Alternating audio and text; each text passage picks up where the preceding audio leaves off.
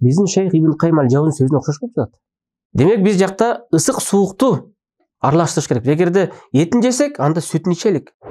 Бисмиллахир-рахманир-рахим. Алхамдулиллахи раббил аламин. Ассалату вассаламу аля ашрафил анбия вал мурсалин. Набийина Мухаммадин ва аля алихи ва сахбихи ват табиин. Thumma ма ба'д. Ассаламу алейкум ва рахматуллахи ва баракатуху.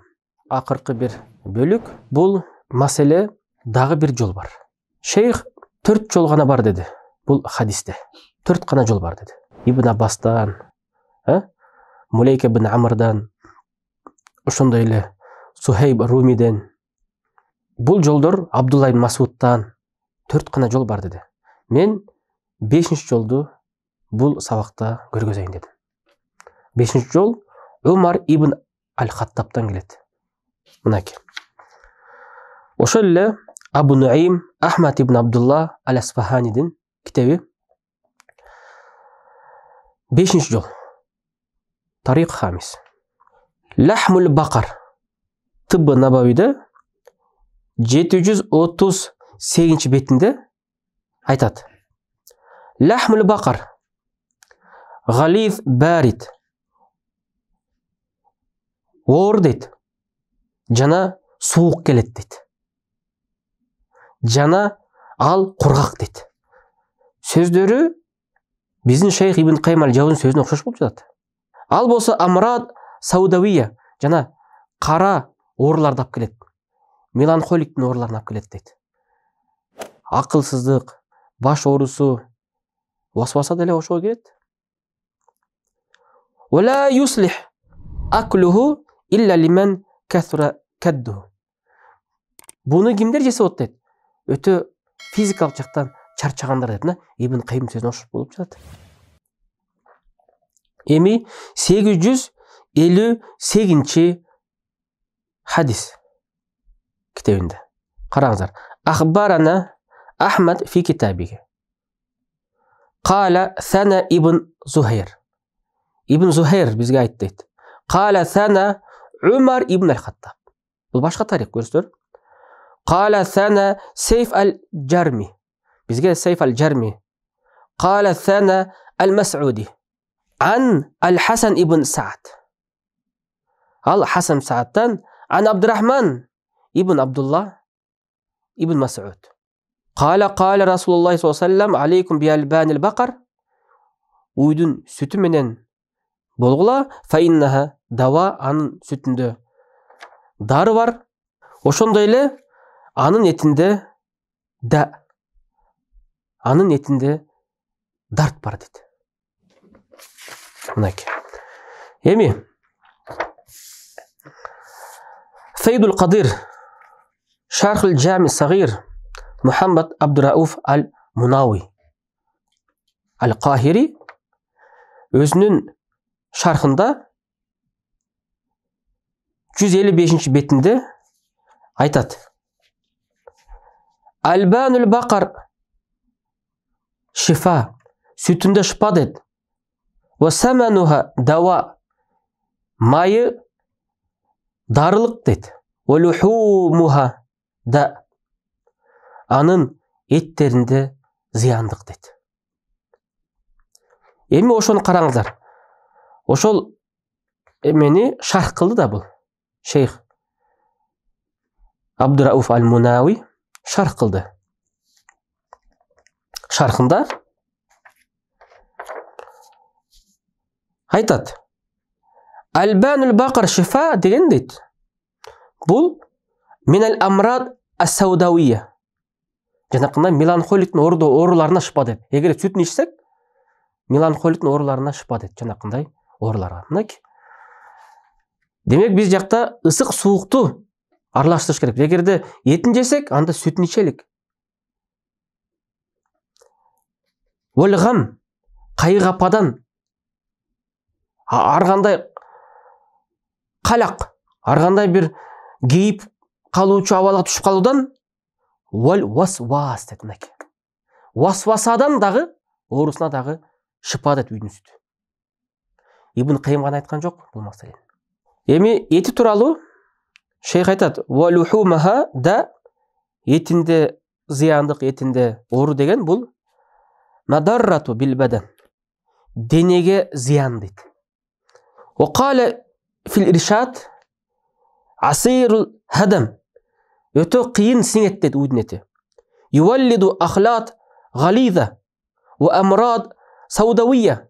Ал жанақындай меланхоликтің орусын, ор қошылмаларды тудырат. Қандай орларды алып келеді? Кесаратан, рак орусын алып келеді дейді. Жанақы жүзам, даулфил, чесотка, лепра, жана пил дарты. Мына бұның бары кім айтады? Имам Аль-Мунауи. Андықтан бұл мәселеде біз емнені қарайбыз? Ибн Қайым ғана ма инфарада фи хадиги мәсәлә. Ибн Қайым ғана бұл мәселеде жалғыз көтерген жоқ. Рак, васваса дегендерді бұл алымдар да айтқан. Анкені шейх Юстағымда Аль-Мунауиде дәлелдерде келтіріп жатады. Ошондайлы Тиббун Набауи Ибн Сунни Ахмад ибн Мухаммад хижраның 894 жылы төрілген Ибн Ас-Сунни 172 бетінде айтады кітебінде: Лахмул бақар, уйдун еті алда, ғалиф бәрид, ор келет дейді, суық, ябис, құрғақ келет, юваллид амрадан саудауия, меланхоликтің оруларын тудырат дейді. Вала юслихул аклуху илля лиман касура кадду.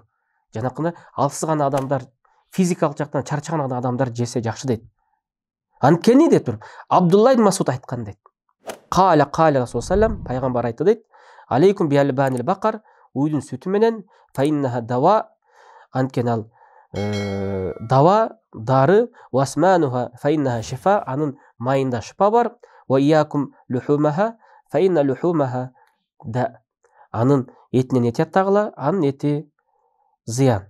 Албетте бұл эми санаттарын біз проблема жоқ, даифкен мойынға алабыз. Бирок ең күшті санат Мулейка бинт Амрдыкы да. Андықтан жиынтықтап кете тұрған мәселе, біз бұл мәселені көтерсек. Усул хадисте ошол шейх Мухаммад Ажаж аль-Хатиб үш бір даиф мәселелерді айтқанына көз салсақ. Бұл даифтен мункар деген. Мункар деген эмне? Шейх айтады: Хуа ма раваху даиф мухалифа ас-сиқат. Бұл өзі алсыз адам ишенішті, күшті адамдардың риваятына қаршы риваят қылғанды, бұны мункар деп қойды. Мында жатқанда бір мәселеде күшті рауилер аны риваят қылса, ошол мәселеге қаршы шыққан бірлі адам болса, бірақ ошол адам сиқат болса, алдағы күшті болса, алда алсыз болса, мұның риваят қылған хадисин мункар деп есептеледі. Демек, мункар дегенге анықтама ушундай. Эми матрук деген хуа al-хадис аллази ярвихи муттахим бил-кадиб фил хадис. Матрук бұл хадисте жалғаншылық менен, жалған сөз менен танылған адам риваят кылат. Же ол болсо элдин алдында жалған сүйлөп, ошол менен танылганды матрук дейт, ал ташталган адам. Же ол болсо мен захара фисқуху бил фи'л ау бил қаул. Же анын бузукулугу кыймыл аракет менен, же сөзү менен элге танылып калган болсо, көрүнгөн болсо деген нерсе. Демек, биз матрук, анан кийин мункар дегендин аныктамасын усул хадистен алдык. Эми айта турган нерсе, мынакей биздин ошол Сунан Аби Дауттагы киндикти астына колду коюу намазда. Бул жерде риваят кылуучу адамды буну биз мункар хадис дегенбиз. Анткени бул тууралуу имам Ахмад дагы айткан. Анткени риваят кылган адам Абдурахман ибн Исхак аль-Васити аль-Куфи деген Абу Шейба. Мына Ибн Аби Хатим ар-Рази Жарх ва Та'дил деген китебинде айткан. Кала сами'ту Аба Талиб. Айтты, мен уктум деп Абу Талибтин айтканын. Кала саалту Ахмад ибн Хамбала. Абу Талиб ал Ахмад ибн Хамбалдан сураган дейт. Ан Аби Шейба аль-Васити Абдурахман ибн Исхак. Шул Абдурахман ибн Исхак жөнүндө. Кала лейса бишей мункар хадис. Будан хадис мункар. Мында жатканда бул Абдурахман ибн Исхак өзү даиф рави. Бирок мунун алып келген хадиси сикат, күчтүү равилерге каршы хадисти риваят кылган. Анткени көбүрөөк риваяттарда киндиктин үстүнө жана төштүн үстүнө деген хадистер келген. А бирок бул Абдурахман ибн Исхактан келген хадис бул киндиктин астына байлоо жөнүндө хадистерде бул адам инфараде, жалгыз ошол адам бул хадисте риваят кылган. Ошондой эле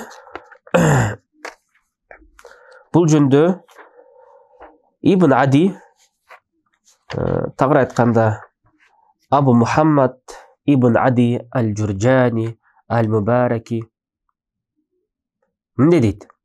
Ал айтат: Ан Яхья кал Абдурахман ибн Исхак аль-Куфи. Яхья айтты дейт. Абдурахман ибн Исхак аль-Куфи рава анху ибн Идрис, андан ибн Идрис риваят кылган дейт. Ва ибн Фудейл дагы.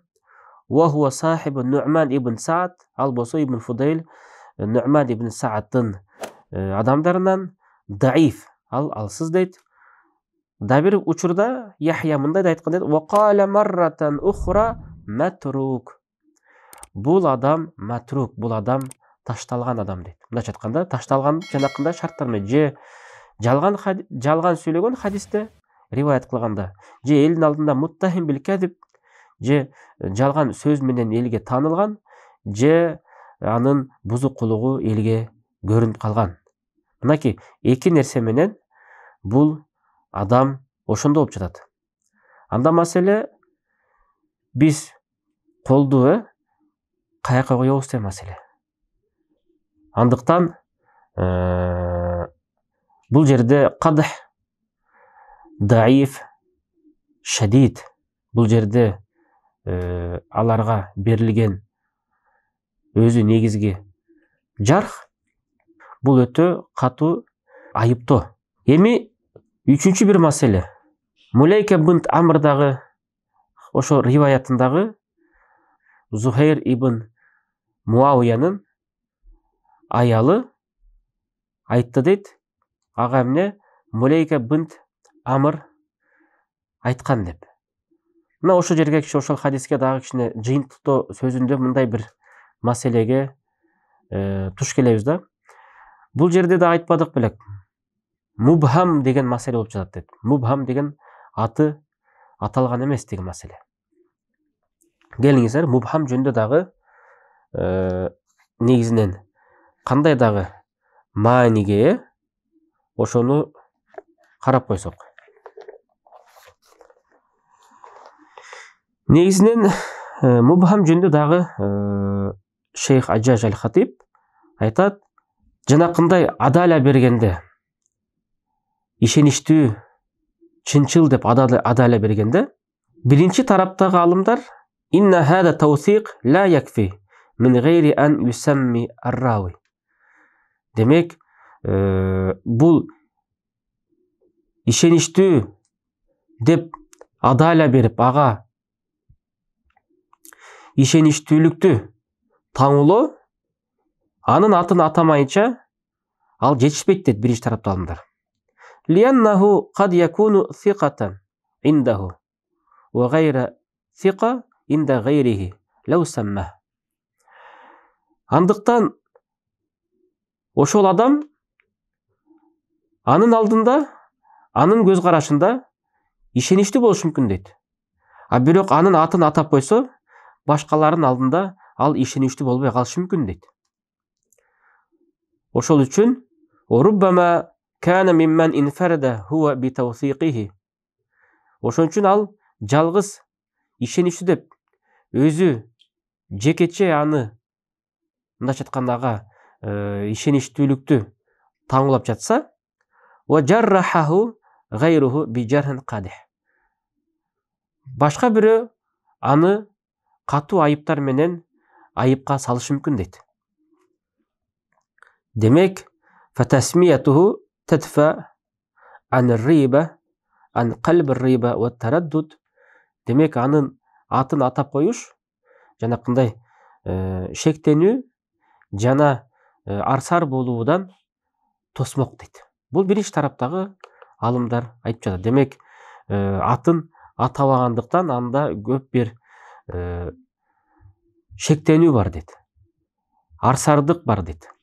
Экинчи тарапта алымдар айтат, анын ага берилген мүнөздөмө, жакшы мүнөздөмө, бул анын атын атабаса дагы ошол жетиштүү дейт. Лианнаху маъмун, анткени ал ишеничтүү деп айтып жатат. Фи халатейн, эки абалда тең, хина саммаху ва вассақа ва хина вассақаху ва абхама. Ал эки абалда тең ишеничтүү болот дейт. Аны атаса дагы кайра аны ишеничтүү деп ага жакшы мүнөздөмө берсе, ошондой эле ага жакшы мүнөздөмө берип туруп, анын атын атабай койсо деле, анын деңгээли адайла ага мындайча айтканда аманаттуулукту таңуулайбыз дейт. Бул маселеде шейх өзү кайра айтат, "Ва сахих каул аввал", эң туурасы биринчи пикирде алымдар дейт. Эми бул жерде дагы бир кичинекей бир көңүл бура турган бир нерсе бар. Жанакы хадисте, Мулейка бинт Амрдагы хадисте, ошол Зухейр ибн Муавиянын аял жөнүндө дагы бир нерсе көңүл буруп кетсек. Фатхул Мугис би шарх Альфият аль-Хадис деген китепте ошол Шамсуддин Абил Хайр Мухаммад ибн Абдурахман ас-Сахауи аш-Шафии хижран 902-жылы кайтыш болгон белгилүү алым өзүнүн ошол Фатхул Мугис деген китебинин 2-том 205 беттеги сөзүн окусак. Мубхам жөнүндө айткан сөзү. Бел захиру калами Ибн Касир. Ибн Касирдин сырткы жалпы сөзүнүн маңызы дейт. Мындайча айтканда Ибн Касир белгилүү тафсирчи болгон, Куранул Азим деген китепти жазган тафсир. А бул маселесин, бул сөзүн Ибн Касирдин Ихтисар улумул хадис деген китебиндеги сөзүнөн айтып жатат имам Сахауи. Эмне дейт? Ибн Касир мындай деген дейт. Калам Ибн Касир ал-иттифаку алейхи. Хайсу кал. Ал мындай деген дейт Ибн Касир. Ал-мубхаму аллази лам юсамма. Мубхам жанакы аты аталбаган. Аллази лам юсамма, анын атабай эле бирөө баланчанын аялы, түнкүнчөнүн баласы, же болбосо баланчанын кишиси деп айтып койгондо, ау мен суммия вала ту'рафу айнуху, бирок анын аты аталса дагы, бирок ал ким экенин, ошол адам тууралуу маалымат жок болсо дейт, ла якбалу риваятаху ахадун алимнаху. Биз билгендей бирөө дагы анын риваятын, мындайча айтканда алымдар кабыл албайт дейт. Наам, ооба. Эгерде андай болбосо, биз анын риваятын кабыл албайбыз дейт. Бирок бир маселе дейт. Каля иннаху иза кана фи асри табиин. Бирок табииндердин доорунда болсо, вал курунил машхуди ли ахлиха бил хайрия, жана жакшылык менен күбөлүк берилген жакшы замандагы, жакшы кылымдагы, жакшы доордогу элдин доорунда болсо дейт. Бул жерде пайгамбар алейхиссалату вассаламдын хадиси. Хайрул курун карни сумма ладина ялунахум сумма ладина ялунахум. Эң жакшы доор бул менин доорум, андан кийинки келген доор, андан кийинки келген доор деген. Менин доорум деген бул сахабалар, андан кийинки доор деген бул табииндер, андан кийинки келген доор деген бул таба табииндер. Демек, 3 жакшы доор бар. Ибн Касир айтып атат, ошол сөзүн имам Сахауи китебинде тастап жатат. Эгерде жанакы мубхам болуп калган, аты аталбай калган адам 3 доордун катарына кире турган болсо, фа иннаху ястанасу би риваятихи. Ал келтирген риваяттан чочулабай эле уксак болот дейт. Ал алып келген риваятты чочулабай аны угуп андан алсак болот дейт. Ва юстадау биха фи маватин. Жана ошол риваятты,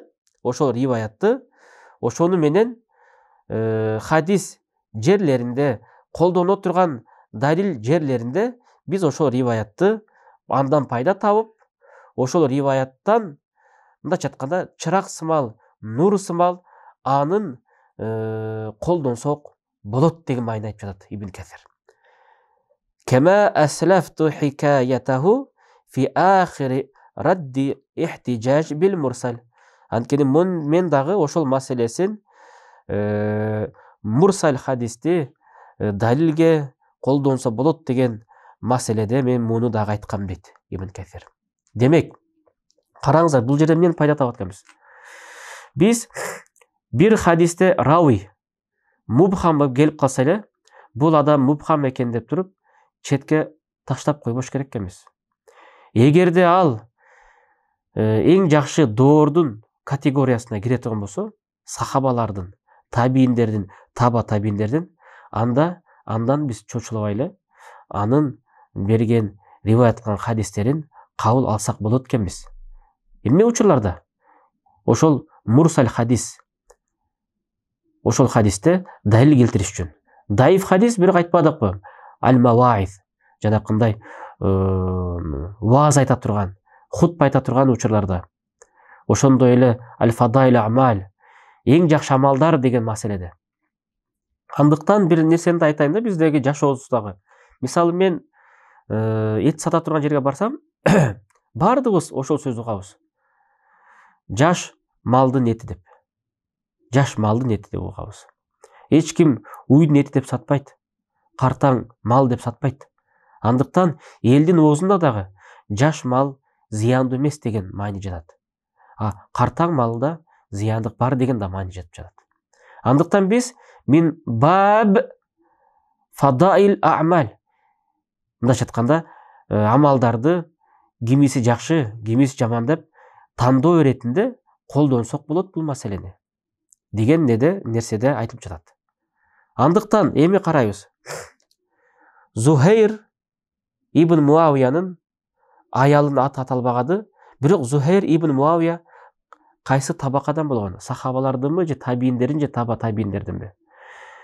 Зухайр ибн Муавия Абу Хайсама бул таба табииндердин табакасына болгон, мындайча айтканда эң улуу таба табииндерден болгон. Имам Маликтин замандашы болгон. Имам Малик ибн Анастын. Имам Малик хижранын 93-жылы төрөлсө, ошонун тегерегинде. Имам Зухайр ибн Муавия хижранын 95-жылы төрөлгөн. Эми караңыздар. Андыктан Зухайр ибн Муавиянын аялы анда анда ал дагы таба табиндердин табакасынан ошол доордон болуп калат. Эми ар бир табака өзүнүн даражарына бөлүнөт билесиздер. Мисалы, анда таба табиндердин дооруна кире турган болсо, Ибн Касирдин, имама Сахауийдин китебиндеги, Ибн Касирдин сөзү өзүнүн китебиндеги ихтисар улумул хадистеги ошол аныктамага дал келип жатат. Бул эгерде андан ашып кеткен доордогу адам, риваят кылып жаткан адам рауи мубхам болсо, анда биз чочулап бул адамдын хадисин жанакындай биринчи түрдөгү алымдардын сөзүнө кошулабыз. Бирок бул жерде маселе башка болуп жатат. Эми дагы бир жыйынтап кеткен дагы маселедеги айта турган сөздөр ошорики мурдакы имам Байхақинин хадисинде Мулейка бин Амр табиинге түшүрдүк. Демек бул таба табиин болду. Анда сахаба биз айтканбыз Айша энебиз дегенбиз. Ошол Шу'абул Иман деген китебинде имам Байхақи бул хадисти уйдун эти жөнүндө алып келген деп мурдакы бөлүктөрдө дагы биз белгилегенбиз. Бирок анда бир тахкик деле айтып калганбыз. Ал тахкик Ахмад Мухтар Ахмад ан-Надавинин 8 том 103 бетинде дегенбиз. Мынайки дагы бул мына дагы бир тахкик Мухаммад Саид Загулул 5 том 103 бетте. Хадисин номери 5956 номерде. Мурдакы Ахмад ан-Надавинин тахкигиндеги тастап жаткан алымдын китебиндеги айтыгы 8 том 103 бет, хадис номери 5555 номерде хадис. Мына ошол жерде Айша энебизден укту дейт. Ан Мулейка бин Амр аль-Жу'фия аннаха қалат лаха Айша. Мынайки ага Айша айтты дейт. Демек ал эмнеде хадис жанакы инна албануха ау лабануха шифа ва самнуха дава ва лахмуха ва лухумуха да жанакы. Сүтүндө шыпа бар, майында дава бар, этинде оору дарт бар деген. Акыркы бир токтоло турган нерсе дагы хадистерди мурдакы сабакта биз экиге бөлдүк. Даиф хадистерди. Даиф шадид дедик, жанакындай матрук, мункар, жана матрух деген дагы эрежени коюшкан. Алындар мун имам Дахаби койгон. Жанакындай абалы ким экен дайынсыз болсо, мына бул абалдагылар бул хадис даиф шадид, анын алсыздыгы өтө катуу. Ошол хадистерди биз керек болсо фадаил амалда, ахкамул шария фил фуру, майда маселелерде шариятта, ошол жерлерде дагы мындай хадистерди, ошондой равилер келсе, биз албаш керекпиз. Фадаил амалда дагы. Ал эми акыйдада жана халал харам маселесинде усулуддин менен ахкамул аль-аслия ошол маселелерде биз даиф хадистерди, даиф хафиф болсо да, даиф хафиф алсыз болсо дагы даифтиги анда албайбыз. Биз бир гана сахих хадис менен гана алабыз. Эми караңыздар, жеңилдетүү деген сөз эмне? Жеңилдетүү деген сөз менен жеңил көз караш менен карап коюу, көздү жумуп коюу деген сөз. Демек фазаил амалда ушундай касас, ушундай окуяларды айтып берүү маселесинде, элдерге дават кылып, хутба кылып, вааз бере турган маселелерде жеңил көз караш менен карап, көз жумуп коюш болот дейт. Бирок акыйдада, халал харамда болбойт. Эми ошол жөнүндө бир 3 сөздү айтып келелик. Мисалы, кимдер айткан экен? Кала ал-Хатиб ал-Багдади фил Кифая. Кифаяда Хатиб ал-Багдади айтат: Бабу ташаддуди фи ахадис ал-ахкам. Өтө бекем кароо дейт хадистин равилерине. Бул ахадис ал-ахкам. Андан өкүм чыга турган хадистерден дейт. Ва тажавузи фи фадаил ал-а'мал. Бирок жеңил көз караш менен карап коюш керек дейт фазаил амалдарда. Мындайча айтканда, макталуучу, жакшы амалдарды кызыктыруучу иштерде. Ва кад варада ан гайри вахид мин ас-салаф. Бул мурдакы алымдарда мындай нерсе келген дейт. Аннаху ла яжузу хамл ахадис ал-мутаалликати бит-тахлил ва тахрим. Хадистерди халал харам маселесине тиешелүү хадистерди жөн эле көз жумуп коюш болбойт дейт. Илля амман кана бариан мин ат-тухма баида мин ад-динна. Кимден алсак болот дейт? Ал жанакында доматтан, жалганчы деп атка койгон доматтан жана шек күмөн тудурула турган адамдан, ошолордон албайбыз дейт. Ошолордон алыс болсо дейт. Эгерде алыс болсо алабыз дейт. Ошондой нерсени айтат шейх. Ошондой эле ва амма ахадис таргиб вал маваиз нахва залика фа иннаху яжузу катбуха ан саир ал-машайх. Ал эми таргиб ва тазхиб маселесинде, тарбиялоо, кызыктыруу маселесинде жана ваас, осият айтуу маселесинде ал жерлерде, ал хадистерди жазып көз жумуп койсо болот дейт. Эми ошондой эле сөздөрдү айтып турсак, мисалы, имам Науфали, Салих ибн Али ан-Науфали ал-Халаби мисалы, не деген? Сами'ту Ахмад ибн Хамбалин якул, Ахмад ибн Хамбал айткан уктум дейт. Иза равайна ан Расулиллахи саллаллаху алейхи ва саллям фил халал вал харам ва сунан вал ахкам ташаддадна фил асанид. Мен Ахмад ибн Хамбалдан уккам дейт. Пайгамбардан хадис риваят кылганда дейт, халал харам маселесинде жана ошол өкүмдөр маселесинде биз санатта адамдар, равилерди өтө кылдаттык менен катуу карайт элек дейт.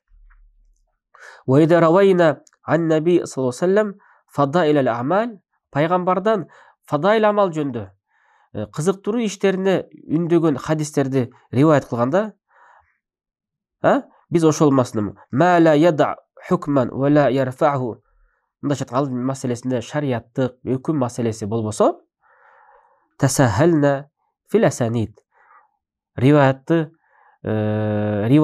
равилерге биз кээ бирлерине алсыз болсо биз көз жумуп коймокпуз дейт. Мынакей.